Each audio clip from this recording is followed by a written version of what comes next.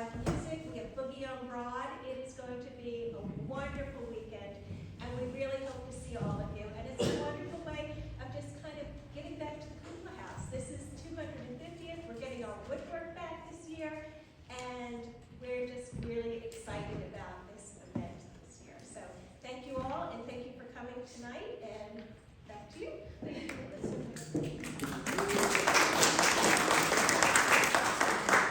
And we have a wonderful evening planned tonight. Beth Yarbrough is already known to all of you, I suspect, and she's certainly well known by the tens of thousands of people who subscribe to her Facebook post every day, Southern Voice, her daily post on life, architecture, and preservation in the South. After a successful career in the gift and home decor industry, since 2014, Beth has traveled the South documenting the stories of the region's great old houses and buildings. Her work blends design, history, and preservation in a way that is entertaining, informative, and approachable. She reminds us all that every old house has a story worth telling. We are honored to have her here this evening to share some of those stories with us, and then to sign her new book, The Grassroots Guide to Saving What Matters. Please join me in welcoming Beth Yarbrough.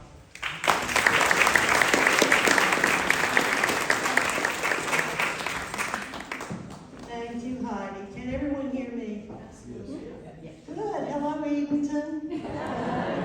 I'm so glad to be here. This is not my first visit, and I can assure you it will not be my last visit. You have one of my most favorite towns in the world. So with that, I will just briefly reintroduce myself again. I am Beth Yarbrough, founder and chief voice of Southern Voice, and that came about, gosh, sort of by accident. As Heidi mentioned, I was in the gift and home decor industry for many years, and one day just woke up and said, I'm tired, I don't want to do this anymore. And so I just got in the car and began roaming the South and exploring. And along the way, these old houses began finding me. Now, I will say, most anyone who loves old houses, and probably everyone in this room, can point back to a day or an instance when you first realized old houses were calling your name. And I am no different. From the time I was a small child, we are blessed. I'm from Lincoln County, North Carolina, just outside of Charlotte, and my family has been there probably for about as long as most of your families have been here in Edenton. We were there before George Washington. So very deep roots, and we do not have the preservation presence in Lincoln County, but we are fortunate that we have 6 or 7 federal era brick structures that still remain and are very dear to our hearts. And so those are the ones that first called my name and carried forth into adulthood. And so as I began roaming the South, I not only began photographing them, but learning of their stories. And along the way, I began to realize, sadly, that we're losing too many of them for some of the wrong reasons. This is a photo of one that, thankfully, we have not lost. This is Chicora Wood in Georgetown County, South Carolina. And it's a good illustration. I want to tell you now why I wrote the book. There are too many people out there who do not understand the preservation landscape, and we needed a handy pocket guide. Of all the wonderful books on preservation that I have used and many others, there are a lot of people who care, but they don't care deeply enough to dive into the thick volumes, and sometimes they're a little bit intimidated. So I thought, if we could just give them the Cliff's Notes version so that they could digest it quickly and easily, it might help them understand that preservation is not just for a select few and is not the sole province of preservation professionals. So that is sort of how this idea came about. I will show you another sad story, which is coming up next, by way of illustrating probably the biggest hurdle in preservation. How many of you recognize this one? If you do, raise your hands. This was the historic Green Park Inn in Rolling Rock, North Carolina, up until this past summer. A very historic National Register Victorian hotel that had been there a long time. It was not protected. The owners, obviously, something of this age needed a lot of work. And through the years, deferred maintenance had taken a toll. But the owners, I believe, according to some preservation professionals in that area that I queried about this, the owners believed that the person they were conveying this structure to was promising not to harm it. And that is all too common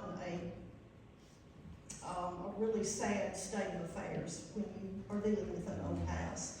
So there are 3 levels of protection, and as I'm preaching to this choir, you guys know this, but I think this is one of the most important things that you can convey to your friends who may not be from here, or may be from here and not realize this.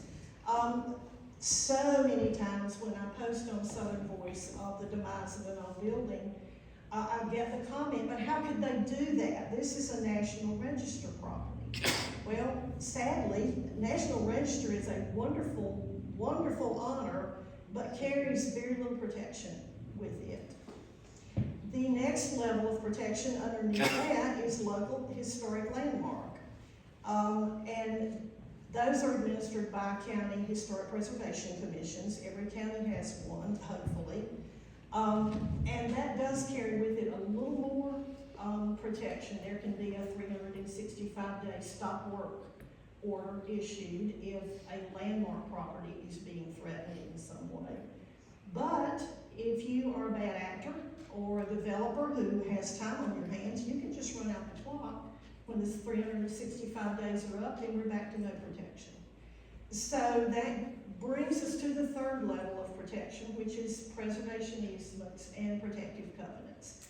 And even those are not foolproof and ironclad, but right now they are the strongest tool in the preservation tool belt. And so when you hear a homeowner say, oh, you know, my children have promised me they're not going to let anything bad happen, or, you know, the county, this is such an important structure for my county, the county government's not going to let anything happen. Well, county government is only as strong as the last election. It's kind of like if you're a singer, you're only as good as your last hit record. So that does not provide enough continuity for anyone to feel reassured that nothing bad is ever going to happen to this historic structure. So that's the biggest hurdle, is educating the public on those 3 levels and why preservation easements and protective covenants are the most important. Now we'll get into some of the reasons for why old houses die and how. Because understanding this process will help everyone understand how to stop it or combat it. A lot of different reasons, but at the top of the list are 2. Stubborn defiance and denial. Now, the stubborn defiance owner is the one who is standing in front of half a house and says, hell will freeze over and pigs will fly before I will sell this property. There's nothing you can do about that. There's nothing any of us can do about a stubbornly defiant owner. There are others who, and this is sort of a kissing cousin, who are in denial. And I'll give you 2 quick stories in that regard. None of them are from around here, so rest easy. This house, I had stopped to photograph that house and a neighbor came running over. This happened probably 6 years ago. A neighbor came running over, hello, can I help you? And I said, well, yes, you can give me some information about the house. I don't know if you can see the light behind the door surround there. That is daylight shining through what used to be in the living room ceiling, because there's a huge hole in the roof now that goes straight down. So I said, yes, do you, what information? And she said, well, I keep an eye on it for the owner. He does not live here. And I said, well, how often does he come by? And she said, oh, you know, it's probably been 3 years since I've seen him. So I said, well, what's the deal? And she said, well, he's gonna fix it up. And I said, there was a building permit tacked to the left of that door that was dated 9 years prior. So that's the picture of denial. There's another one, another story, very, very important house. This one was probably the oldest house in the county, in reference, not this county. And there was a hole the size of a school bus in the roof of that one. And there was one room in that house that had some very, very important early woodwork with original paint surface. And I called the owner, tracked her down, and said, you know, obviously your house is in dire straits here. Would you be interested in selling some of the contents, some of the trim work, so that it can be preserved and saved? Oh no, my daughter and son-in-law are gonna restore that house one of these days. And I said, okay. 2 years later, I drove by, same scenario, there's at the house. I called her again. Ma'am, would you reconsider? No, they're still planning on fixing that one up. And I said, well, you might want to tell them to come out and put a tarp on the roof. There's a huge hole. And it was right over the very most important room in the house.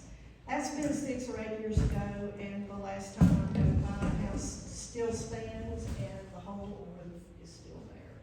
So that's denial. And really, I mean, there may be something you can do about denial, but start a defiance, hang it up.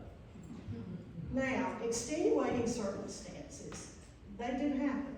There are sometimes very good, very heartbreaking reasons why an old house dies or becomes in danger. This is a touching, sad story right here. I took that lovely photo. I love that old house just like it is. And there was such nice light on it. And I took a picture of it and posted it on Facebook one day and said, oh, she needs love, you know. And people chimed in, oh, I wish someone could say this one, and, you know, the usual.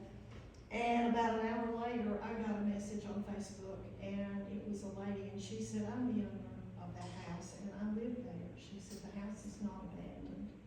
And she said, it's breaking my heart because I don't have the money to fix the house up. And she said, I would if I could. And I felt, that was big, and apologized profusely and told her what a lovely home she had, and had a large print made and sent to her of this photo so that she could frame it. But that is to illustrate that there are times when you drive by and you see one in dire straits. It's not always because somebody is careless or stupid or whatever. There are sometimes very good reasons. A lot of times these owners don't realize there is help. All the more reason for a small book like this.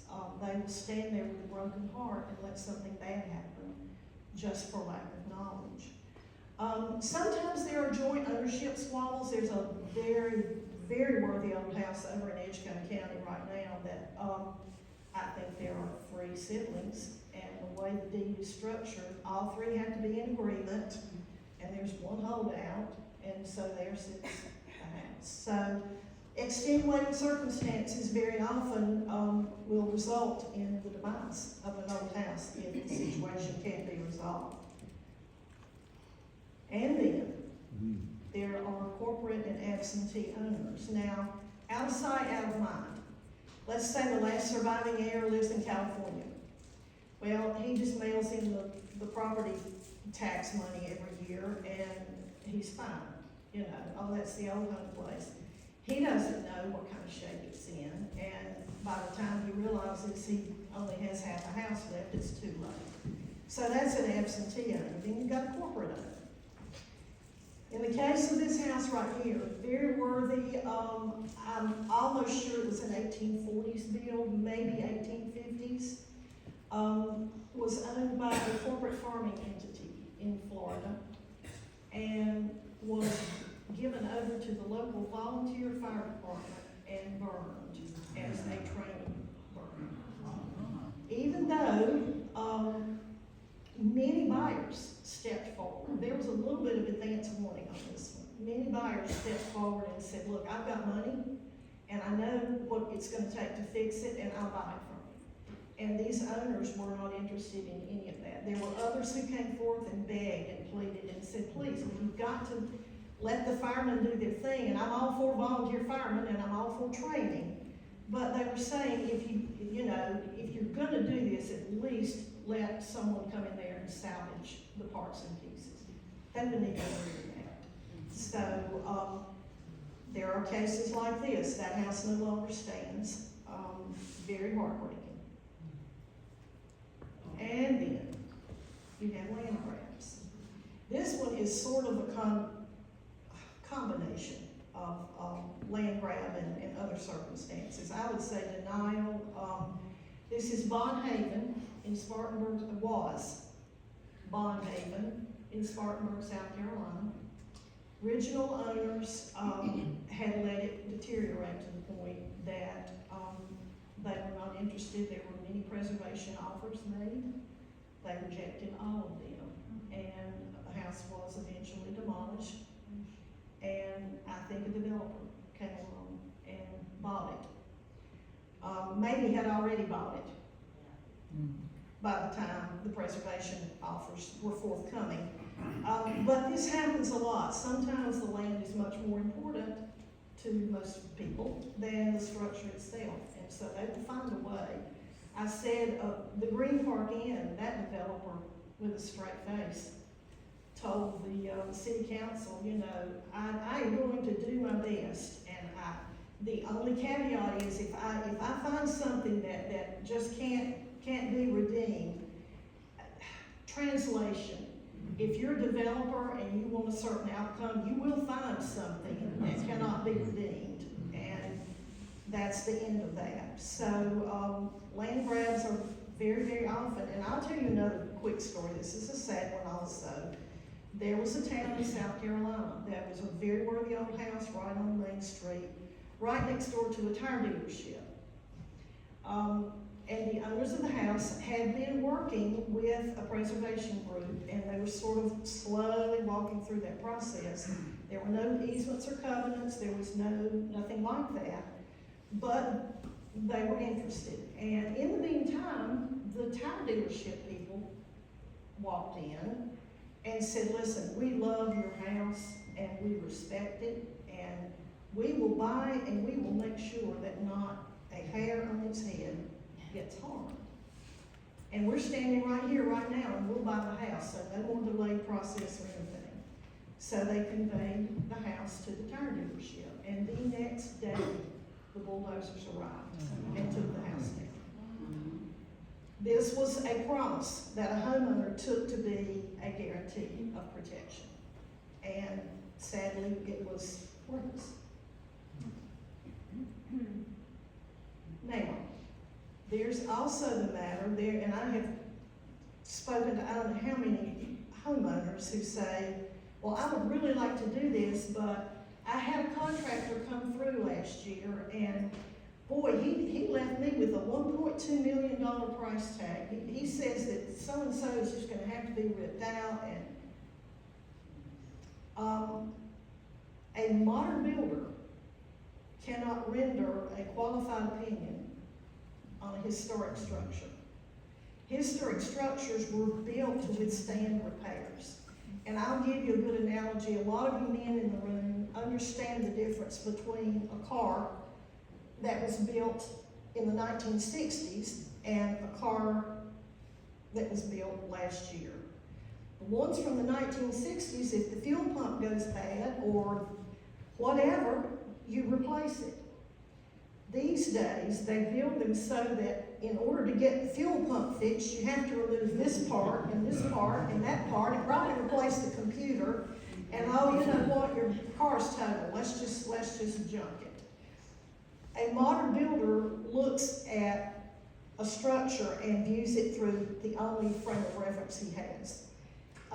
A trained preservationist, on the other hand, understands how to weave structural repairs into a historic house without having to demolish the structure.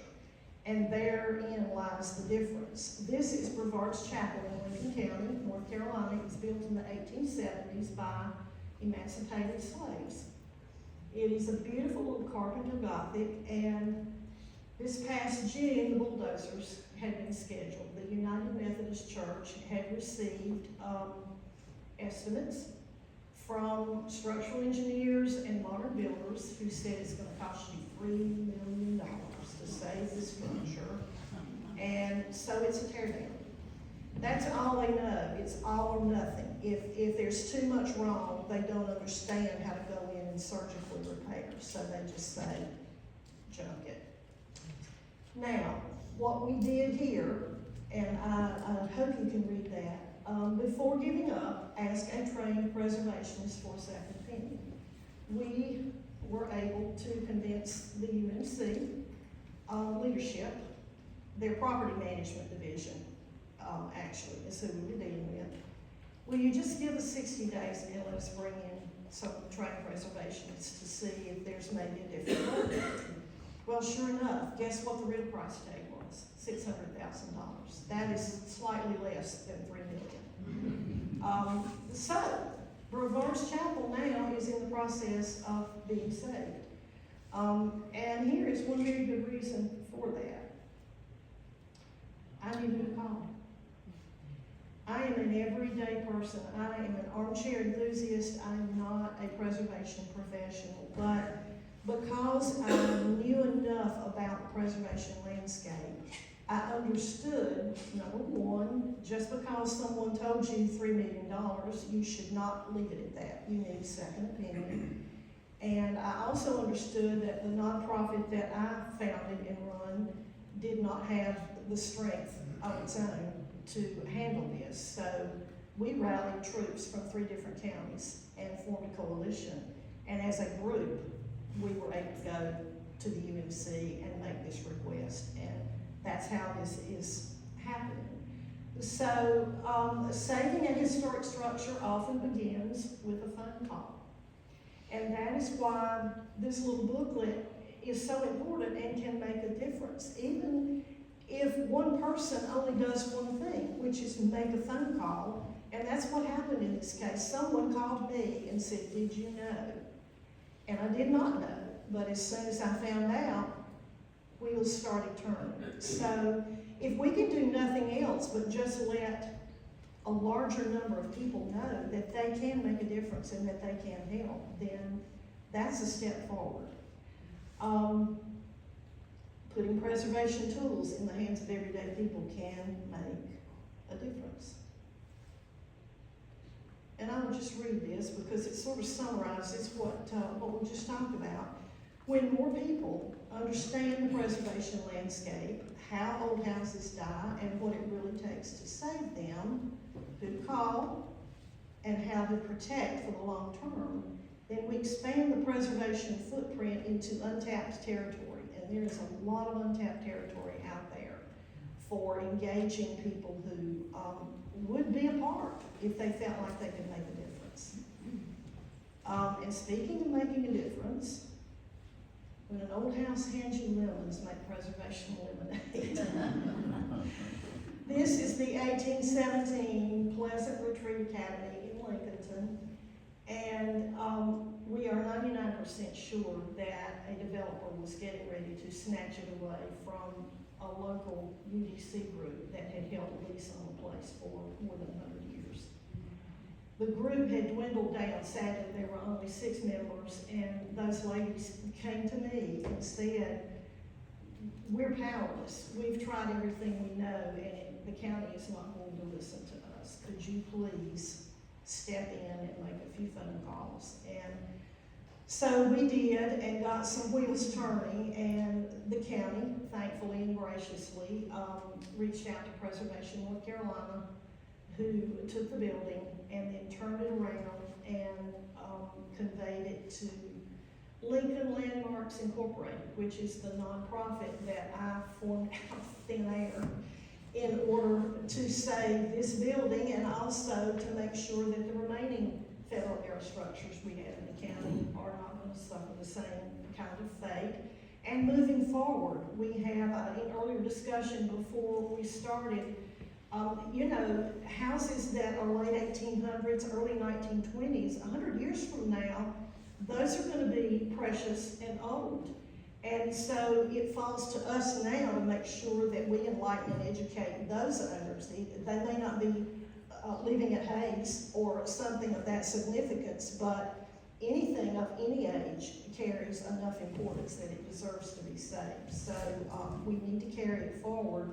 The book touches a little bit on how I did this and how anyone with just a little bit of knowledge can take even a small community where there is really no preservation awareness and raise that awareness and turn a small community into an Edenton, North Carolina, which is the goal. You guys are the gold standard.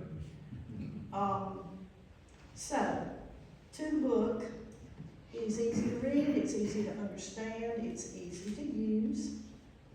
Making historic preservation more approachable and accessible carries multiple benefits. We save more houses, we inspire and expand the preservation community, and everyone wins. And I will close by just showing you a few success stories across the South. This is Crescent House in Valdosta, Georgia.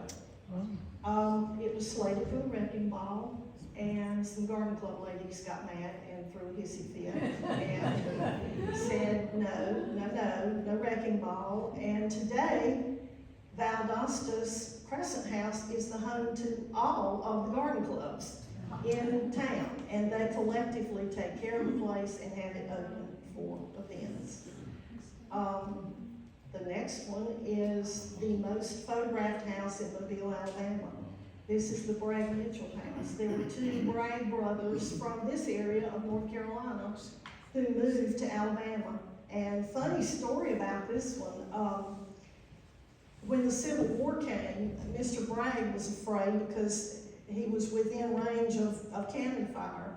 So he pulled everything out of the house, all the contents, and moved everything to his country house, which was safe. And then along came the war, and the country house is the one that got hit. And he lost everything, but he was able to save his house. So there it is. And this is Stanton Hall in Natchez, Mississippi. And I'll tell you a really funny story about this one. My daughter and I wrote a book about the pirate Jean Lafitte, and from 2021 forward, we did maybe 3 or 4 book tours down across the Gulf Coast. And on the first leg of the first tour, we were very close to Natchez, and I said, I have got to stop in Natchez and take a picture of Stanton Hall. We don't have to go through it, we don't have to spend any time. And she said, okay, we'll do that. Got to Natchez, and the entire house was encased in scaffolding, every bit of it. Now, Natchez is, we were in a car, you know, we had not flown, so it was quite a haul from North Carolina.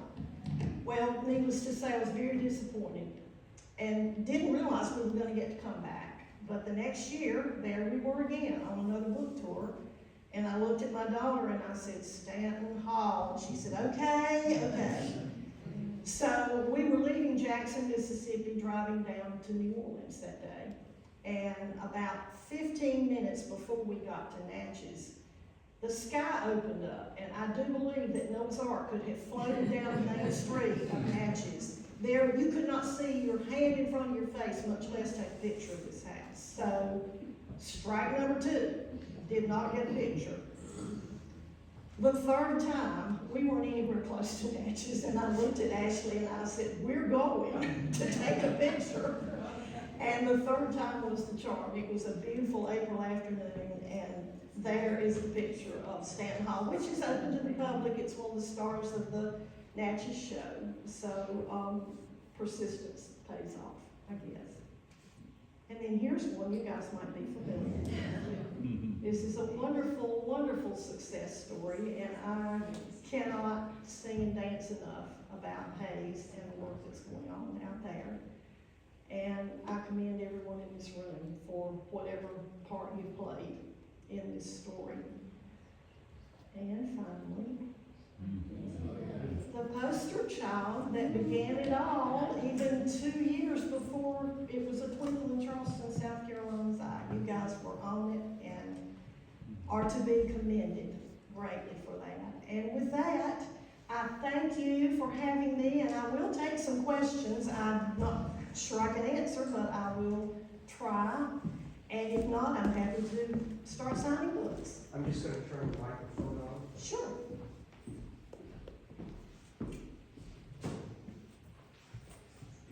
Test, test, test, test, test, test. Test, test, test, test, test. Can't hear you now. Maybe I won't turn it on. Test, test, test. Well, just yell it Shout it out. out. We've got two here. Okay, yeah. What's your most, interest area that you? Top of Virginia, Maryland, top of Virginia, and then I have photographed all the way over to Texas, Austin, Texas, and that area. Get to you in a minute, this guy right here. I'm one of your many Facebook followers. Well, for the thank last you. Long time. Thank you. So I'm interested in, tell us a little bit about your photography. That's what drew my eye to your page. How did you get into that? Well, I fell into it. I'm an artist, and my career in the gift and home decor industry was as a licensed artist. When you see dinnerware or fabric or wallpaper, a licensed artist likely has created that work, and they get a royalty off of every coffee cup and every whatever. So that was my career for 30 years. And when I began wandering around, I did not know how to take a good photograph. All of my pictures, the houses were leaning way back this way, or they, it was awful. My friend Watson Brown over in Yarbrough, I don't know how many of you know why, but he was so kind and gracious and said, Beth, you need to know some basics. So he showed me a few things, but I think just because I'm an artist, I just picked it up and learned how to edit photographs to make the light a little more conducive and that kind of thing. I'm embarrassed to say a lot of photographers ask me what kind of lens I use, and I shoot everything with my iPhone. I don't use lenses. And I feel like I have to apologize for that. Anyway. Power lines disappear. Okay, there was one in the back. My wife and I have always loved the Green Park Inn and have stayed there. And I was shocked to hear what you had to say, because we just stayed there last year. And what has happened? I mean, what's going on? Where? Well, I do not know. I have friends in Blowing Rock and can't really get any information out of them. The building's gone.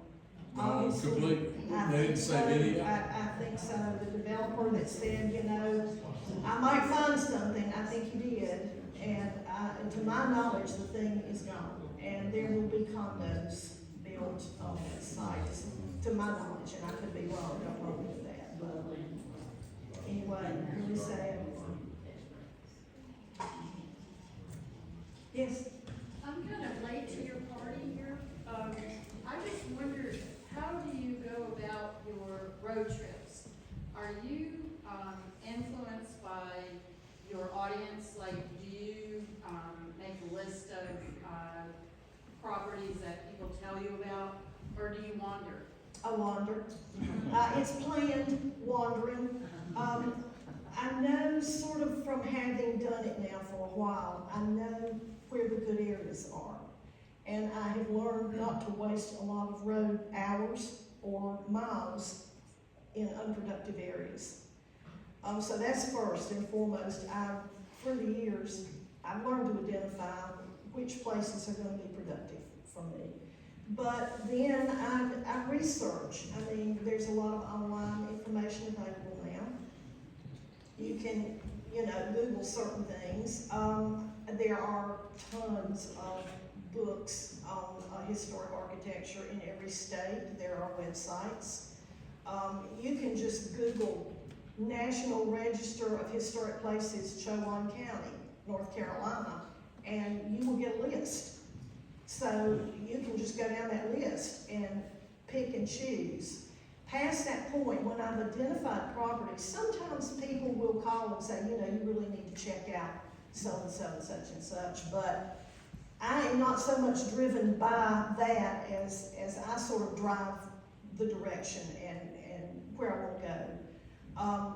So that's kind of how it happens, but even then, I try to be safe because a lot of times I travel alone, and so I will do a Google Street View drive-by if I've never been to a site. And if it looks like it's down Bob's Road or whatever, or it's not going to be a really safe area, I won't even bother unless I've got Joe with me. So multiple moving parts to that, but basically I try to be safe and I try to do my homework before I leave. When I leave, I know where I'm going and I know where I want to stop. So I would call it planned wandering. Do you walk around the houses? Yes and no. I Is that never what venture you're onto never venture onto private property unless I'm invited. Most everything I photograph in the public right of way. I just do not go traipsing up private driveways and wandering around in the backyards, and that's a good way to get shot. So I don't do that.